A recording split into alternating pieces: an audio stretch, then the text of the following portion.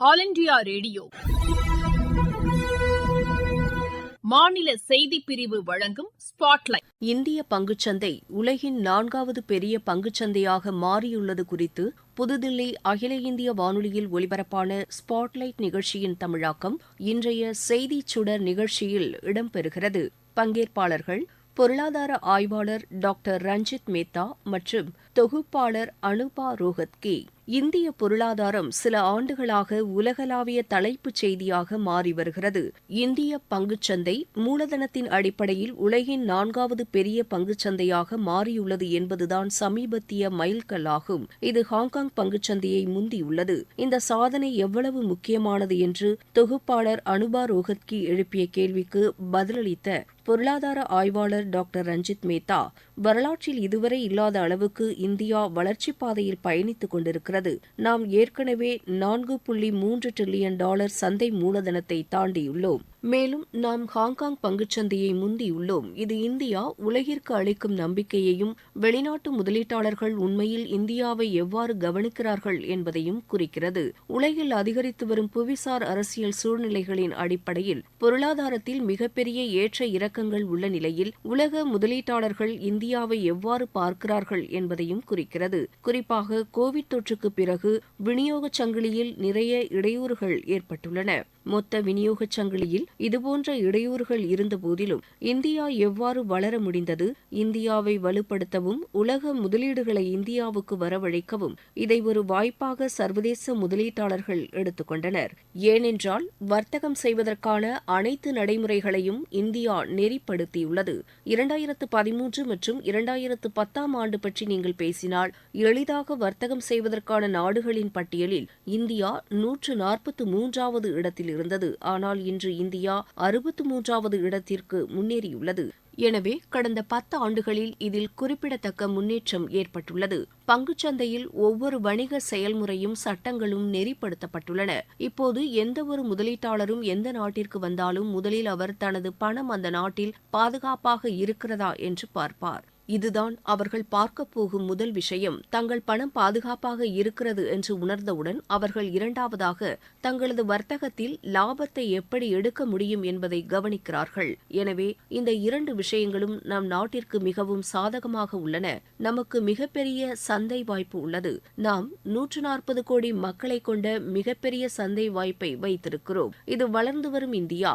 உழைக்கும் மக்கள் தொகையை பொறுத்தவரை நாம் இளைய நாடாக இருக்கிறோம். நமது நாட்டின் சராசரி வயது 29 ஆண்டுகள். வயதான பல நாடுகள் உள்ளன. ஆனால் இந்தியா உண்மையில் இளைஞர்களை அதிகமாக கொண்ட நாடாக உள்ளது. எனவே துடிப்பான மக்கள் தொகையை நாம் பெற்றுள்ளோம். மேலும் மிகப்பெரிய நுகர்வு சந்தையையும் நாம் கொண்டுள்ளோம். மேலும் நாம் வளர்ந்து வரும் நடுத்தர சந்தையுடன் ஒரு ஆர்வமுள்ள சமூகமாக இருக்கிறோம். இந்த காரணிகள் அனைத்தும் இந்தியாவை உலகில் முதலீடுகளை ஈர்க்கும் முதன்மையான நாடாக மாற்றியுள்ளது.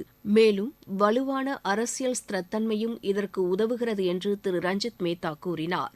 இந்திய பங்குச்சந்தைகளில் தொடர்ந்து ஏற்றம் இறக்கம் காணப்படுகிறது. ஹாங்காங் பங்குச்சந்தையில் ஒரு பெரிய சரிவை காண்கிறோம். சீன பொருளாதாரத்தின் மந்தநிலை, அதன் ரியல் எஸ்டேட் துறை மற்றும் நிறுவனங்கள் மீதான ஒழுங்குமுறை ஒடுக்குமுறைகள் மற்றும் அரசாங்கத்தின் முக்கிய பொருளாதார தூண்டுதல் நடவடிக்கைகள் இல்லாதது உள்ளிட்ட கடந்த சில ஆண்டுகளில் சீனாவின் பொருளாதாரம் ஹாங்காங் பங்குச்சந்தையில் எதிர்மறையான தாக்கத்தை ஏற்படுத்தியுள்ளதா என்று தொகுப்பாளர் அனுபா ரோஹத்கி வினவினார். இதற்கு பதிலளித்த டாக்டர் ரஞ்சித் மேத்தா, சீனாவுக்கு பல பிரச்சினைகள் உள்ளன. குறிப்பாக கோவிட் பெருந்தொற்றுக்கு பிறகு நீங்கள் குறிப்பிட்டதை போன்று சில நிறுவனங்கள் குறிவைக்கப்பட்டுள்ளன. இது சீன பொருளாதாரத்தின் மீதான முதலீட்டாளர்களின் நம்பிக்கையை உண்மையில் ஆட்டம் காண செய்துள்ளது. உலகம் இப்போது சீனாவுக்கு மாற்றாக ஒரு நாடை தேடிக் கொண்டிருக்கிறது. உலகின் மிகப்பெரிய சந்தைகளில் ஒன்றான இந்தியாவில் வலுவான அரசியல் அமைப்பு, வலுவான நீதித்துறை அமைப்பு உள்ளதை உலகம் பார்க்கிறது. அதனால்தான் இப்போது சீனாவிலிருந்து யார் வெளியே வந்தாலும் அவர்கள் தங்கள் தொழிற்சாலைகளை அமைக்க இந்தியா இடம் வழங்குகிறது. நாங்கள் அவர்களுக்கு வழங்கும் உற்பத்தியுடன் இணைந்த ஊக்கத்தொகை திட்டங்களையும் அவர்களுக்கு விளக்குகிறோம். இதனால் எங்களிடம் உள்ள வளர்ந்து வரும் சந்தையையும் பலர் பயன்படுத்திக் கொண்டுள்ளனர். இவை அனைத்தும் இந்தியாவின் பொருளாதார வளர்ச்சிக்கு வழிவகுக்கின்றன என்று டாக்டர் ரஞ்சித் மேத்தா குறிப்பிட்டார். அப்போது குறுக்கிட்ட தொகுப்பாளர் அனுபா ரோஹத்கி திரு ரஞ்சித் மேத்தா குறிப்பிட்ட சீனா +1 கொள்கை குறித்து சில விளக்கங்களை வினவினார். பெருந்தொற்றுக்கு பின்னர் சீனாவை நோக்கி சென்று கொண்டிருந்த முதலீடுகளில் ஒரு மாற்றத்தை பார்க்க முடிந்தது என்று கூறிய திரு ரஞ்சித் மேத்தா, உலகளாவிய மாற்றத்தால் இந்தியா பயனடைகிறது. ஒரு உதாரணத்திற்கு, ஐபோன் உற்பத்தியாளரான ஃபாக்ஸ்கான் இந்தியாவில் ஒரு உற்பத்தி பிரிவை அமைத்துள்ளது என்றார். இது ஒரு உதாரணம் என்றாலும் சீனா +1 கொள்கை இந்திய சந்தைகளுக்கு சாதகமாக அமைந்துள்ளதா என்று தொகுப்பாளர் அனுபா ரோஹத்கி கேட்டதற்கு பதிலளித்த டாக்டர் ரஞ்சித் மேத்தா, இப்போது உண்மையில் என்ன நடக்கிறது என்றால், உலக முதலீட்டாளர்கள் சீனாவுக்கு மாற்றாக ஒரு நாட்டை தேடுகின்றனர். ஏனென்றால் அவர்கள் இனி சீனாவை நம்பியிருக்க முடியாது. இப்போது அவர்களுக்கு மாற்று என்ன? அவர்களுக்கு மாற்று உலகின் மிகப்பெரிய பொருளாதாரத்தை கொண்ட நாடு இந்தியாவாகும். 140 கோடி மக்கள் மற்றும் ஒரு வலுவான அரசியல் அமைப்பு, பொருளாதார அமைப்பு மற்றும் வங்கி அமைப்பு இந்தியாவில் மிகவும் வலுவாக உள்ளது. சமூக கட்டமைப்பும் வலுவாக உள்ளது. இந்தியாவில் தொழில்நுட்ப தலையீட்டால் பெருந்தொற்று காலத்தில் இந்தியா எப்படி சிறப்பாக செயல்பட்டது என்பதை அறிந்திருப்பீர்கள்.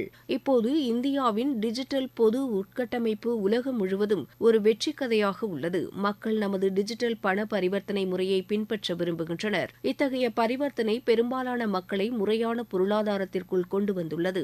எனவே இந்தியாவில் ஏற்பட்டுள்ள இந்த வகையான தொழில்நுட்ப மாற்றம் எவ்வாறு நிகழ்ந்தது என்பதை உலகில் உள்ள பல நாடுகள் ஆச்சரியத்துடன் பார்க்கின்றன.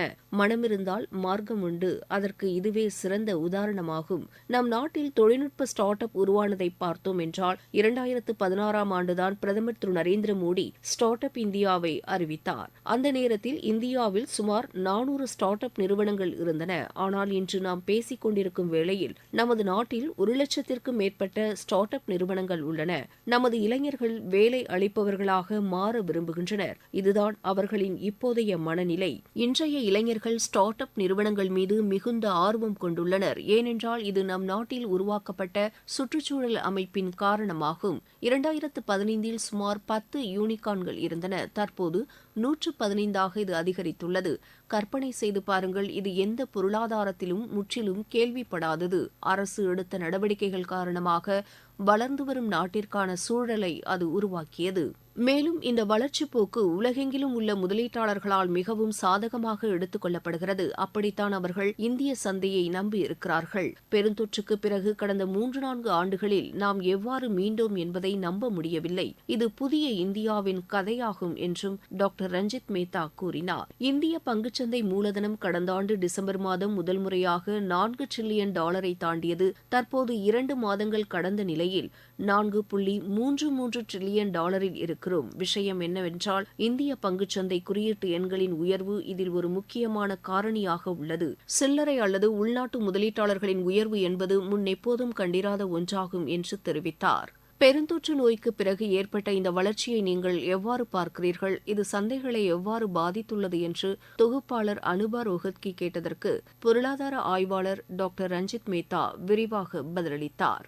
இந்தியாவில் முன்பு சில்லறை முதலீட்டாளர்கள் வங்கி நிரந்தர வைப்புத் தொகை திட்டம் அல்லது கடன் சந்தையில் ஓரளவுக்கு மட்டுமே முதலீடு செய்தனர். ஆனால் இன்று இந்திய சந்தையில் நாம் கண்ட வளர்ச்சிக் கதைகளால் இன்றைய சில்லறை முதலீட்டாளர்களுக்கு நம்பிக்கை ஏற்பட்டுள்ளது. உங்களது பணத்தை சரியான வழியில் முதலீடு செய்தால் நீங்கள் நிச்சயமாக பங்குச் சந்தையில் சம்பாதிக்கலாம். மேலும் மக்கள் பங்குச் சந்தைக்கு வருகிறார்கள். அவர்கள் முதலீடு செய்ய விரும்புகிறார்கள். நிறுவனங்கள் மிகவும் சிறப்பாக செயல்படுகின்றன என்பதற்காக அவர்கள் தங்கள் பணத்தை முதலீடு செய்கிறார்கள். இறுதியில் அவர்கள் நிறுவனங்களின் பங்குகளையும் வாங்குகிறார்கள். இந்த நிறுவனங்கள்தான் தற்போது இந்தியாவின் வளர்ச்சிக்கான ஒரு கருவியாக உள்ளது. இந்தியா உலகில் வேகமாக வளர்ந்து வரும் பொருளாதாரத்தை கொண்டுள்ள நாடாகும். எனவே இந்த வளர்ச்சி ஒவ்வொரு நிறுவனத்திடமிருந்தும் வருகிறது. எனவே இந்த நிறுவனங்கள் வளர்ந்து வருகின்றன. மக்கள் தங்கள் பணத்தை பங்குச் சந்தையில் முதலீடு செய்கிறார்கள். சில்லறை முதலீட்டாளர்களும் பரஸ்பர நிதி நிறுவனங்களும் இந்திய பங்குச்சந்தையில் முதலீடு செய்துள்ளன. 2-3 ஆண்டுகளுக்கு முன்பு அல்லது அதற்கு முன்பே அந்நிய நிறுவனங்கள் இந்திய பங்குச்சந்தையிலிருந்து பணத்தை திரும்ப பெற்றபோது பங்குச்சந்தை சுமார் 5 முதல் 10% வரை வீழ்ச்சியடையும். ஆனால் இன்று அப்படி இல்லை. ஏனென்றால் நமது அந்நிய முதலீடுகளும் உள்நாட்டு நிதி நிறுவனங்களும் அதிக அளவில் பணத்தை முதலீடு செய்கின்றன. இது இந்தியாவில் ஏற்பட்டுள்ள புதிய மாற்றமாக கருதப்படுகிறது.